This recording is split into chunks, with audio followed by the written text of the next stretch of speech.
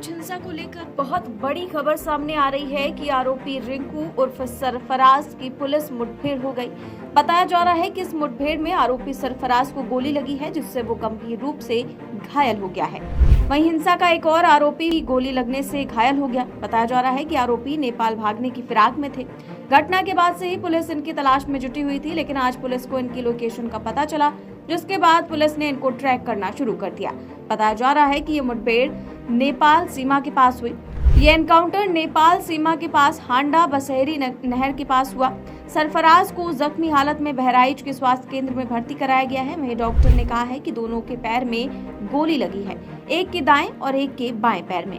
Bullet exit point नहीं मिला है, गोली अंदर फंसी हुई है। ऐसे में उन्हें जिला अस्पताल रेफर किया गया है। डॉक्टर साहब, क्या नाम था आरोपी और कहाँ गोली लगी है? दो व्यक्ति आए थे हमारे यहाँ, जो दो लोग, एक सरफराज करके नाम है और एक तालिम करके, मोहम्मद तालिम। तो दोनों के, एक के दाएं पैर में, एक के बाएं पैर में है। क्या स्थिति है सर? स्थिति दोनों की सही है। कहाँ भेजा गया और सर? थोड़ा जो गोली है, गोली अभी भी अंदर ही है, क्योंकि एग्जिट पॉइंट उसमें नहीं दिखा है। बाकी हमने डिस्ट्रिक्ट हॉस्पिटल बहराइच के लिए रेफर कर दिया है, वहाँ एक्सरे और फर्दर मैनेजमेंट के लिए। स्थिति दोनों की नॉर्मल है। कब लेके आए थे यहाँ पे? 2:35 के करीब, दोपहर में 2:35। गोली निकाल दी गई इसकी? गोली तो अस्पताल के बाहर बड़ी संख्या में पुलिसकर्मी तैनात हैं और इलाके में सुरक्षा बढ़ा दी गई है। पुलिस का कहना है कि आरोपियों ने पुलिस पर फायरिंग की, जिसके जवाब में पुलिस को जवाबी कार्रवाई करनी पड़ी। साथ पुलिस का मुठभेड़ हुआ है, क्या है ये पूरा मामला? जी, थाना हरदी के क्षेत्रांतर्गत महाराजगंज में जो 13/10 को एक बहुत दुखद और दुर्दांत घटना हुई थी, जिसमें एक युवक को गोली मार के हत्या कर दी गई थी, उसी के क्रम में हमारी टीम ग्राउंड पे काम कर रही थी। सभी अभियुक्तों की हमें तलाश थी, तो आज 5 मुख्य अभियुक्त पुलिस के कब्जे में आ गए हैं, जिनमें से 2 अभियुक्त जो हैं, जिनका नाम है मोहम्मद तालीम उर्फ सब्बू और मोहम्मद सरफराज उर्फ रिंकू, इनकी निशानदेही पे पुलिस की टीम्स मर्डर वेपन की रिकवरी के लिए गई थी, जो कि इन्होंने नेपाल बॉर्डर के समीप नानपारा क्षेत्र में छुपा कर रखी हुई। और वहां पर जब गई तो जो DBBL गन मर्डर में उपयुक्त यूज हुई थी, उसको लोडेड हालत में रखा गया था और एक और अवैध असला इनके द्वारा वहां पे छिपाया गया था और इनके द्वारा पुलिस पर फायरिंग की गई। आत्मरक्षा में की गई जवाबी फायरिंग में इन दोनों को भी गोली लगी है। ये घायल हुए हैं, इनको उपचार उपलब्ध पुलिस द्वारा करा दिया गया है। और बाकी 3 अन्य मुख्य अभियुक्त भी अब्दुल हमीद और उनके पुत्र फाहीम तथा मोहम्मद अफजल, इनकी भी गिरफ्तारी हुई है और इनसे की गई पूछताछ के आधार पर जो अन्य अभियुक्तों की जानकारी हुई है, उन पर भी निरंतर हमारी टीम्स काम कर रही है। शीघ्र उनकी भी गिरफ्तारी। अच्छा मैम, एक चीज जानकारी की, जैसे जिस तरीके से एक अफवाह उड़ रही है कि जो मृतक है उसके नाखून वगैरह उखाड़ दिए गए हैं, कई तरह की भ्रामक खबरें चल रही हैं। जी, पोस्टमार्टम के अनुसार मृतक की मृत्यु गोली लगने के कारण हुई है और अन्य जो चीजें बताई जा रही हैं वो सब भ्रामक है, जिनकी पुष्टि पोस्टमार्टम से नहीं हो रही है।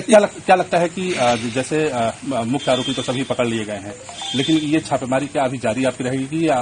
जी, बिल्कुल जारी रहेगी। जैसे जैसे नए तथ्य आ रहे हैं, जो भी कोई लोग इसमें समर्थक, प्रोत्साहक के रूप में या इसको पूरा प्लान करने में, इनको संरक्षण देने में संलिप्त पाए जाते हैं, सभी के खिलाफ ठोस कार्रवाई की जाएगी।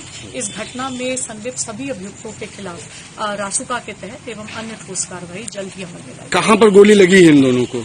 जी, अभी अस्पताल पहुंच रहे हैं, तो मौके पे पहुंच के फिर आगे की सूचना। Thank you.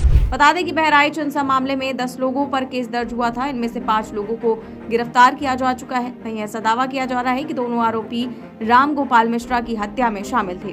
घटना के वक्त के कुछ वीडियो सामने आए हैं, जिसमें अब्दुल हमीद की छत पर 4 से 5 लोग नजर आ रहे हैं। इसी छत पर राम गोपाल को गोली मारी गई थी। बता दें कि आरोपी अब्दुल की बेटी ने STF पर गंभीर आरोप लगाए हैं, जिसका वीडियो सोशल मीडिया पर तेजी से वायरल है, जिसमें उसका कहना है कि पिता, भाई, पति और देवर को STF ने कब्जे में ले लिया है, कभी भी एनकाउंटर कर देगी। मुख्यमंत्री से रोक लगाने की मांग की है। क्या नाम है आपका? मेरा नाम रुखसार उर्फ सालिया है। मैं बहराइच के वानागंज की रहने वाली हूँ। मेरा मायका महाराजगंज में है। रविवार को जो वहाँ दंगा हुआ है, उसमें जिस आदमी की मृत्यु हुई है, उसका इल्जाम मेरे पिता और मेरे भाइयों पे आया है। मेरे पिता का नाम अब्दुल हमीद और मेरे भाई का नाम सरफराज अहमद और मोहम्मद फहीम है। उस दंगे के बाद 14 तारीख को एसटीएफ की टीम मेरे घर पहुंची और वहां केवानागंज पहुंची मेरे ससुराल, और वहां मेरे घर की तलाशी ली।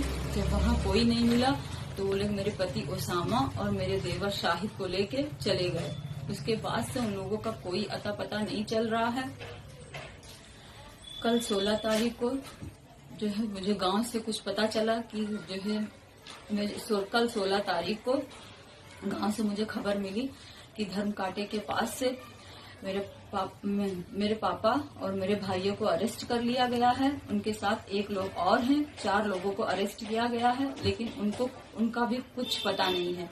न उनका कहीं कुछ दिखाया जा रहा है, किसी थाने में भी वो नहीं है, न कोई कप्तान कुछ बता रहे हैं, न मीडिया में कुछ पता चल रहा है। हमको डर है कि उनका फर्जी इनकाउंटर दिखा के उनकी हत्या कर दी जाएगी, और मेरे पति ओसामा और शाहिद को भी मेरे पति ओसामा और शाहिद की भी हत्या कर दी जाएगी। माननीय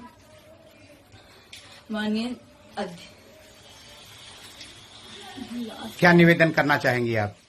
हम माननीय अध्यक्ष से निवेदन करना चाह रहे हैं, प्रधानमंत्री जी से, मुख्यमंत्री जी से निवेदन करना चाह रहे हैं कि हमको डर है कि उनकी हत्या कर दी जाएगी, इस वजह से उनकी सुरक्षा की अपील कर रही हैं। तो वहीं अब खबर आ रही है कि बहराइच हिंसा के 2 आरोपियों का एनकाउंटर कर दिया गया है। Bureau report 4 PM news network.